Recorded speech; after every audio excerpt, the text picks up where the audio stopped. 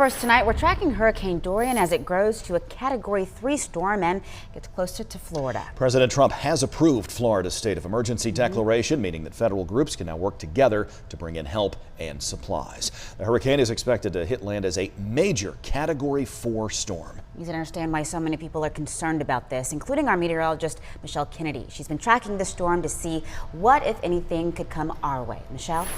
Well, unfortunately, as it becomes a Category 4 impacting Florida first, it will likely take a turn to the north. So it will likely impact us somewhere along the North Carolina coast or possibly inland. Still too soon to tell how much of an impact we'll have. We know that Category 4 Hurricane Dorian is expected. Right now it's a Category 3 hurricane as of the 5 o'clock statistics and data that's coming in from our Hurricane Hunters flight. They've just been doing some path flights and we've been able to see that some of those gusts at the surface sustained at about 204 miles an hour. So we know the intensification is happening and we'll see this likely become a Category 4 by tomorrow. One of the forecast models suggesting that this storm could roll either inland between West Palm Beach area up through Daytona Beach or Orlando, or to sit along the coast. This forecast model, of course, just one of many trying to determine the best placement for where this system is going to impact the most folks. And we're seeing here a turn that could take it all the way up to the coastline of North Carolina, South Carolina, near Charleston by next Thursday. Notice it's still off coast, still gaining some strength, or at least able to maintain as possibly a tropical storm or hurricane at that point. It does move into some cooler waters. Our water temperatures are dropping into the lower 80s. If it is off the coast at all and able to maintain some hurricane or tropical storm strength at this point, it would impact folks from Wilmington north through the Outer Banks and possibly inland with some scattered showers and storms. And of course, if it is farther to the west, all bets are off. It could be more rain for us, but a lot of changes are going to happen here. We'll have much more for you and talk more about Category 3 Hurricane Dorian and what will happen for us coming up.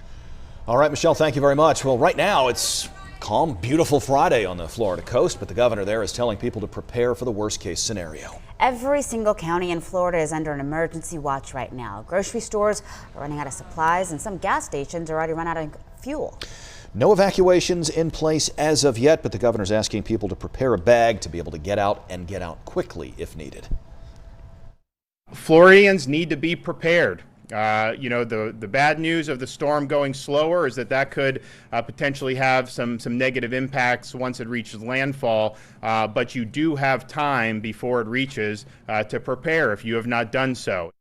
A lot of people are reconsidering their vacation plans to Florida because of this hurricane. Several major airlines are waiving flight change fees for flights going through specific airports in Florida. And you should check the theme park hurricane policies as well if you've got something planned. Some do allow you to cancel your vacation for no charge and get your money back. As of right now, though, there aren't any theme park closures. A lot of people are leaving Florida or canceling trips that were planned for this Labor Day weekend. Some people from our area are actually headed south on purpose. Most of them are volunteers with the Red Cross deployed today to help during and after the storm. Our Kirsten Gutierrez met up with a few of them at Piedmont Triad International Airport in Greensboro.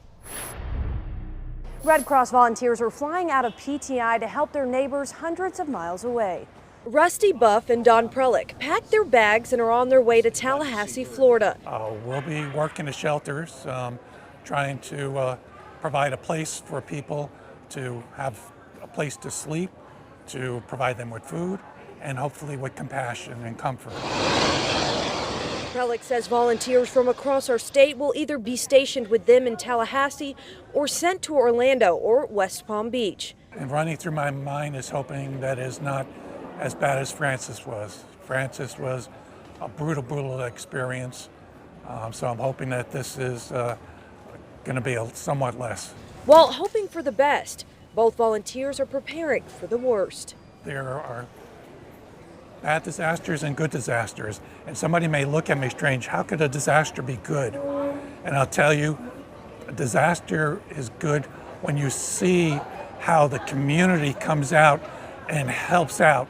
To see people coming in and donating all these goods and services, it's just what a wonderful experience that is to see how people can actually pour out their hearts, open up their wallets, and help their neighbors. Prelick says it's his passion to help others, and he hopes more people will follow.